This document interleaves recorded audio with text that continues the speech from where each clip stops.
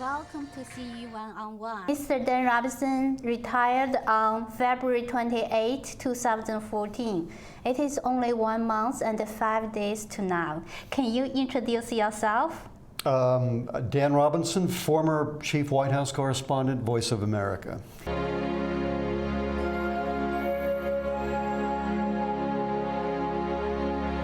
View of the landscape ahead as Israel, the United States, and the Palestinians deal with these difficult problems moving forward. Did you make your own decision on your retirement?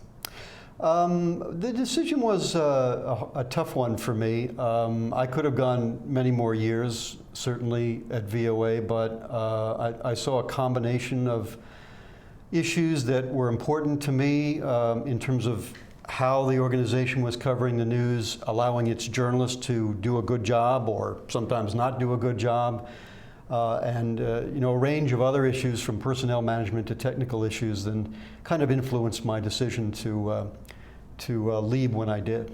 What really makes you decide to leave earlier than it should be?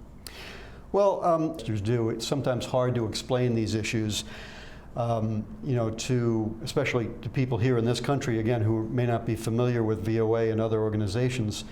But for me, there were a number of problems that developed and that I saw worsen in the 4 years that I was White House correspondent for VOA that really made me question how well the organization was being managed, and therefore, what kind of a job it was doing for overseas audiences, and how well it was doing that job, how efficient things were running, and that was one of the main reasons why I decided to leave. How long have you served as a White House correspondent? 4 years, from 2010, March 2010, so it was almost exactly 4 years that I was at the White House. But before then, of course, I was on Capitol Hill for 8 years or so, covering the U.S. Congress. And before that, was heading the VOA broadcast service to Burma, which, of course, you're probably familiar with. And then overseas, had experience as a foreign correspondent as well. Wow, I'm sure that job is everybody dream of that. How much do you like your job? I love the job. I mean, there were long hours involved, but those of us who get into this business know that it comes with long hours and a requirement to be committed to covering the news. I sometimes worked from home after I got back and filed reports from my living room. American Secretary of State to travel to the country in over half a century. And she will explore whether the United States can empower a positive transition in Burma and begin a new chapter between our countries. President Obama says the United States is responding to what he called flickers of progress from the Burmese government led by President Thein Sein. President Thein Sein and the Burmese parliament have taken important steps on the path toward reform. A dialogue between the government and Aung San Suu Kyi has begun. The government has released some political prisoners. Media restrictions have been relaxed.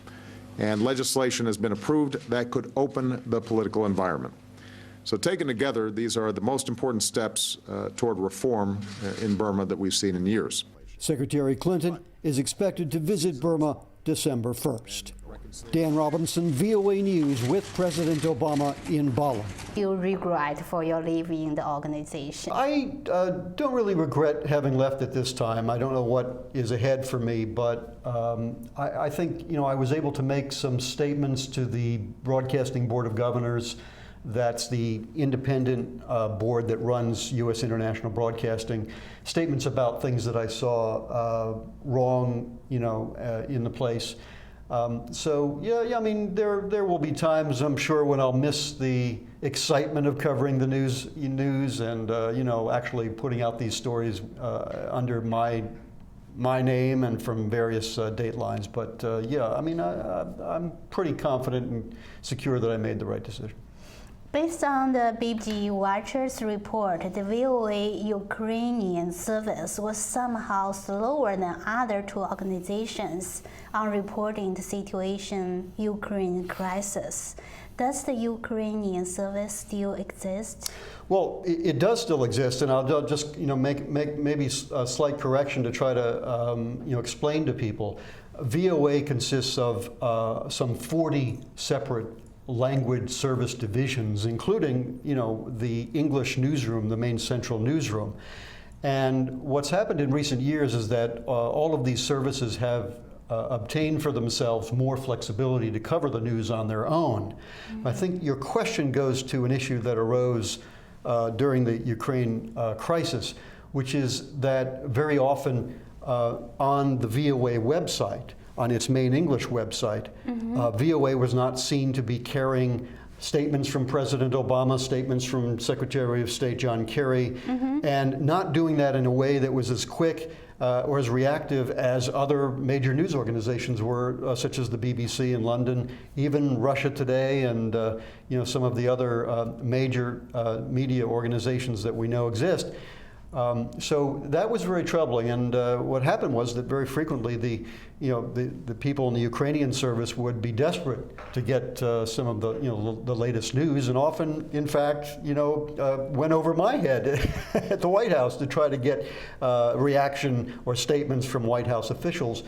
So yeah, it still exists. They try to do as good a job as they can, as everyone in the organization does. But the problem is that if these separate organizations within the bigger organization are not given the resources, the staff, the equipment that they need and have the proper management to do the job, it creates problems all along the line. What is in your letter to the members of Broadcasting Board of Governors? And what I said, to sum it up, was, I recognize the great history of the Voice of America and other of the organizations under the BBG, but I said in the last few years I saw much damage done to the news product as the organization and dedicated employees were rushed down a path to a TV-dominated future without the needed foundation of sufficient staff and technical resources. And I add, the result of this clumsy and short-sighted implementation was that radio and TV, and often social media also, products suffered, resulting in likely thousands of hours of wasted man and woman hours across the agency. This is a government-funded organization with taxpayer money. In 2015, the request to Congress is about $720 million. So whatever problems exist, they really need to be grabbed a hold of and addressed, and to the extent that is possible, corrected. Yes, they should save you. Well, thanks for saying that.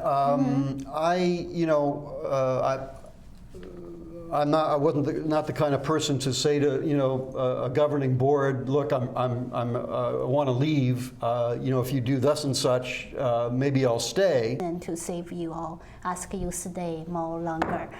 What is the primary mission of the VOA, which is different with other organizations like BBC, etc.? I think it's different. The VOA have a long time history. I mean, it's very good reputation to people, so international broadcasting. Right. Yeah. Well, again, it's something that most people don't understand the difference, let's say, between VOA and BBC, for example. VOA has operated since the 1970s under a legal charter that requires it to, present accurate, objective, and comprehensive news. There are a number of other parts of the charter which, people can look up. If you go on the internet and do VOA charter, you can see exactly what the charter talks about. VOA and other U.S. government-funded broadcasters have always struggled with the kind of reputation, or the reputation of being propaganda organizations. I mean, even today, it's 2014, and you'll find people and say, well, why is VOA still around? I mean, there's been this flowering of democracy in many countries around the world. Why is Radio Free Europe or Radio Liberty around? Why are they necessary? And the BBC, for example, has always, in my opinion, been held up more as a journalistic organization with more credibility than VOA. And even today, you'll find members of the media community in this country, they kind of look at VOA and other government-funded media organizations with disdain.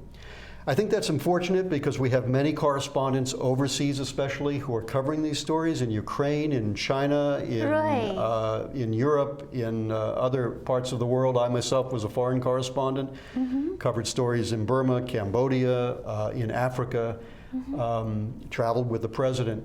So I think it's a shame in many ways that this agency, this government agency, is struggling in this day and age with these kinds of questions about how it's managing its own affairs. And I think it's something that's important to be addressed. What kind of management do you expect in your workplace?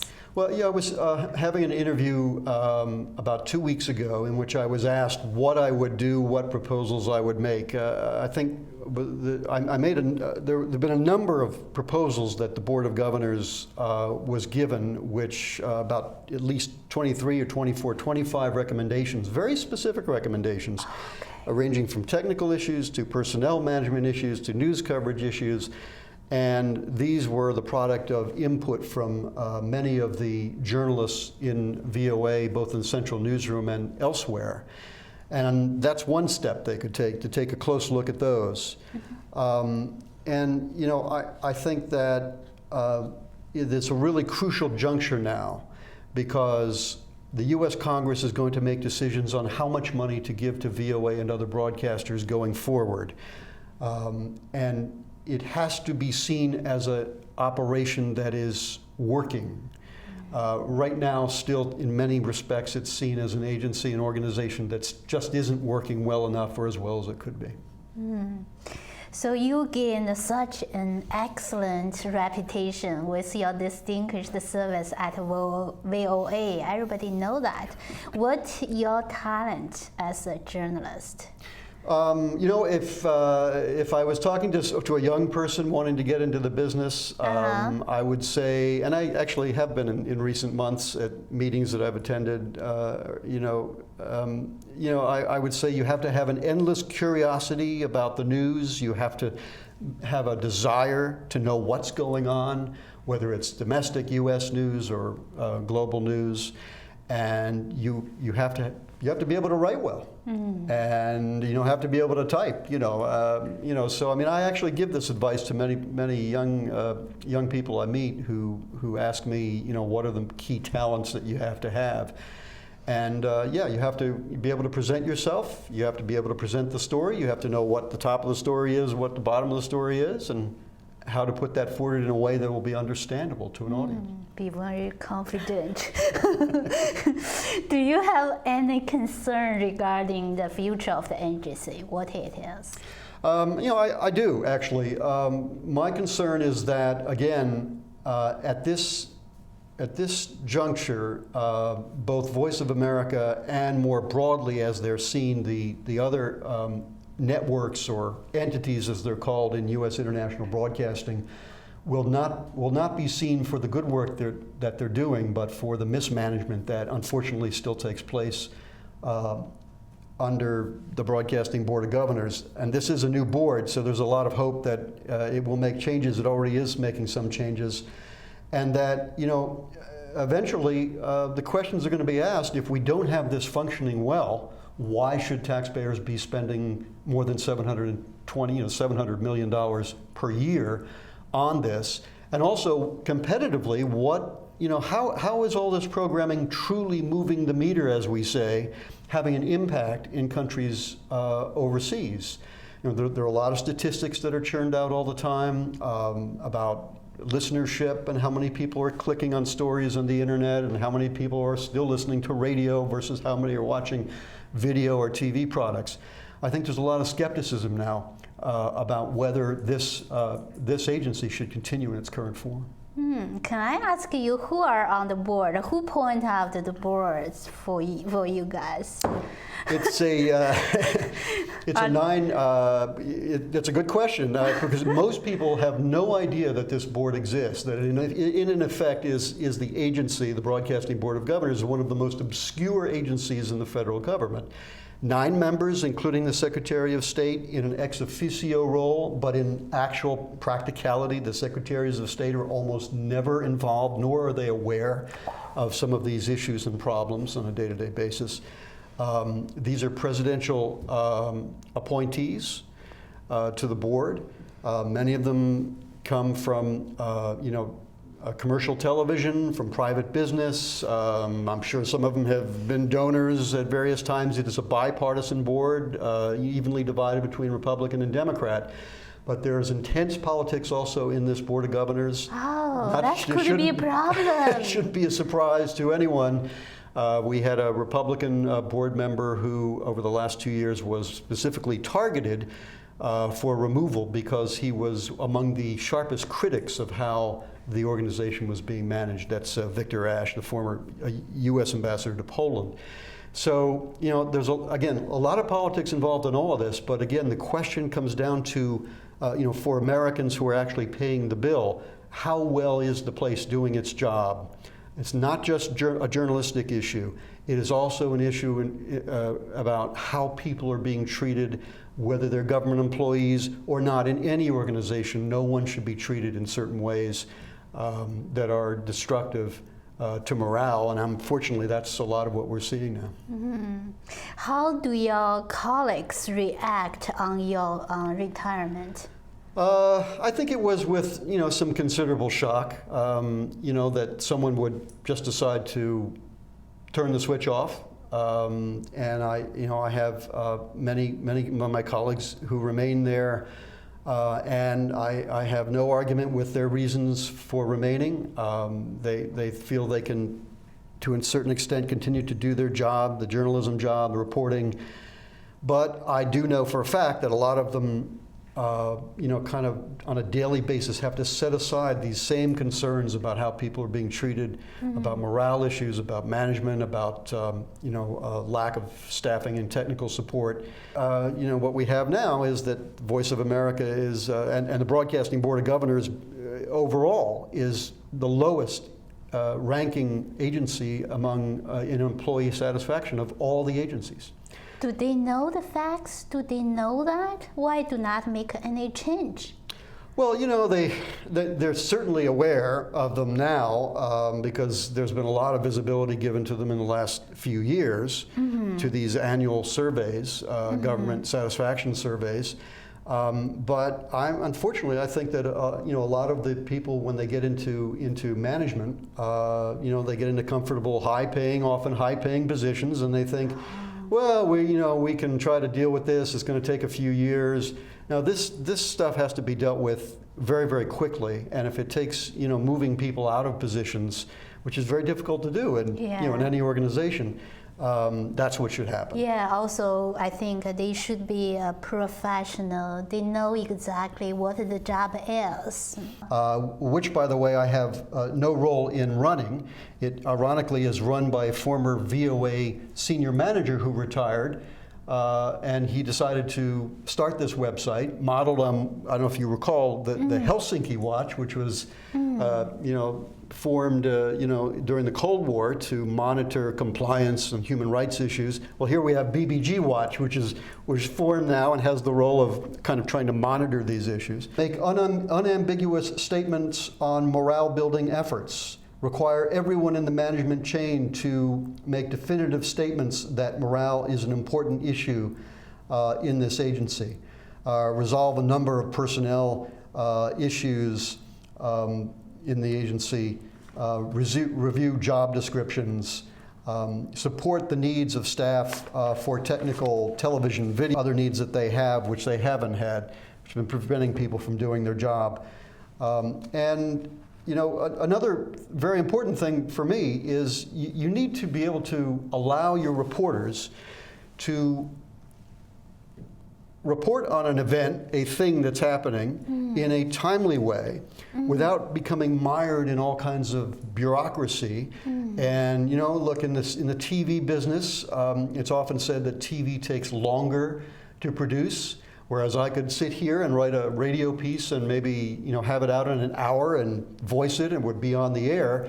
If you're doing a TV piece on a breaking story, it may take hours and hours and hours, if not days. Now, the problem is that VOA, as I said, was rushed into this TV, new TV era without sufficient staffing and the technical foundation it needed to do the job. So it was very much more difficult often for VOA to do this job than it would be for CNN or MSNBC, where you have a reporter just going out to this camera and going live. I agree. So now I want to make a comment on our interview. We can see, Mr. Robinson's professionalism. When I asked him, I would like to interview him about his achievement as a journalist. He said he would like to address on the working circumstances in his agency. I mean, through the interview, you can see he is the one who speaks himself, speak more to the people. Now let's talk about yourself. Business deals announced during Mr. Obama's visit, a win-win for both countries. President Obama's next scheduled stop on his four-nation Asian tour is Indonesia, where U.S. officials say he will strike many of the same themes he did in India: the importance of Indonesia as an emerging democracy and economy, and its role in regional and global organizations. Dan Robinson, VOA News, with the president in New Delhi. Every reporter. The reality is that, many reporters and correspondents, some go many years at the White House without, actually sitting down for an interview with the president. And many of the major networks are usually the ones given priority when it comes to presidential interviews. Although I will say that you've seen with President Obama making great use of social media, sitting down with other organizations, with bloggers. So no, I don't know him personally. If I did and had that opportunity, I'd be able to detail some of these concerns. What is your challenge as a journalist for the White House? The challenge again is at the White House. You're, as a former editor of mine who unfortunately passed away last year said, you're at the end of the fire hose. There's so much news being produced that is basically coming out of the hose, and one of the things that you have to do is determine again what are the most important and significant stories of the day, how you're going to present them. And to hopefully be able to do it with the minimum of bureaucratic hassle from your own organization. There are other journalists who can do that, other reporters who are still able to do that, and I've often said to officials that no organization sacrifices the ability of its own reporters to provide this timely, very quick glimpse of the story from their perspective of observing, let's say, the president or whoever they're covering. Do you feel very stressful? Get used to the fact that you're in just, let's face it, another location where news is being produced in Washington, D.C. And it does get exciting when the president comes into the briefing room and you're sitting 10 feet away from the leader of the free world, as the expression goes. But you kind of get used to it, But it's a high tension job. There's no doubt about it. Is anything which you unforgettable? I always go back to this. On the president's trip to Southeast Asia, when he visited Thailand and went to Burma and went to Cambodia. This is a couple of years ago. I think I'm getting that right. And I had the honor of covering him as he spoke to the Burmese people at the University of Rangoon in Burma, where I used to cover in the 1990s when I was based in Bangkok as a foreign correspondent. And to be able to see the president, first African-American president, basically make such a major, momentous speech in a place that had been isolated for so many decades, but is now, as you know, going through many changes, was one of the best experiences of my life. Under President Thein Sein, the desire for change has been met by an agenda for reform. A civilian now leads the government, and a parliament is asserting itself. The president noted the release of some political prisoners, the National League for Democracy standing in the 2010 election, the banning of forced labor, new economic laws, and preliminary ceasefires with ethnic groups. This remarkable journey has just begun and has much further to go. Reforms launched from the top of society must meet the aspirations of citizens who form its foundation. The flickers of progress that we have seen must not be extinguished. They must be strengthened. They must become a shining North Star for all this nation's people. Secretary of State Hillary Clinton accompanied Mr. Obama to Burma. Their motorcade drove down a road lined with thousands of people, including students holding U.S. and Burmese flags. At the Parliament building, Mr. Obama met with President Thein Sein, a former general who has led reform steps. I shared with President Thein Sein our belief that the process of reform that he has taken is one that will move this country forward. In translated remarks, the Burmese president said relations had some disappointments and obstacles over the past 2 decades, but are now being repaired.